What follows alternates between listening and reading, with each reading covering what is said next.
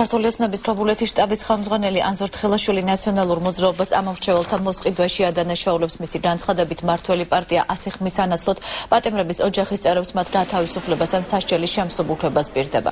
მოქალაქეებს ქობულეთის საბავშვო ბაღებში დასაქმების იმედსაც აძლევენ. ქობულეთის შტაბში ხელისუფლების მხრიდან ზეწოლაზეც საუბრობენ. ახალგაზრდული ორგანიზაციის წარმომადგენლის მირზა რომანიძის თქმით, ნაციონალური მოძრაობის წევრი თენგიზ ნოღაედელი მის ოჯახს ემუქრება.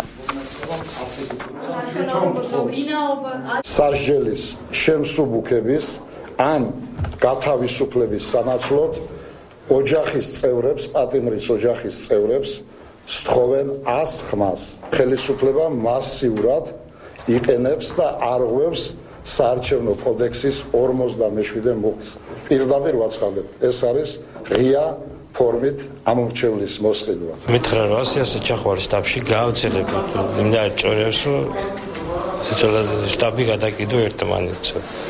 მე ჩამოვედი პროფესორად წამოვიდა ზეწოლაზე და ამ ზეწოლაზე ერთი ზარი ამ ჭორს რომ არ გაავცელებო ერთი ზარი მომთხა და მამა შენიო საერთოდ ვეღარ ნახავ შენ ცხოვრების მანძილზეო თლიანი ოჯახის ლიკვიდაციით დამემუქრა. ეს არის მტკნარი სიცრუე, არანაირი თქვა ფაქტები ამისი არც სხვა ბრალდებისა, რაც დღეს ქართულ ოცნებამ გააკეთა განაცხადა ბრიფინგზე არ არსებობს და ამიტომაც მე ვფიქრობ, რომ ამაზე დიდი კომენტარის გაკეთება არ არის საჭირო.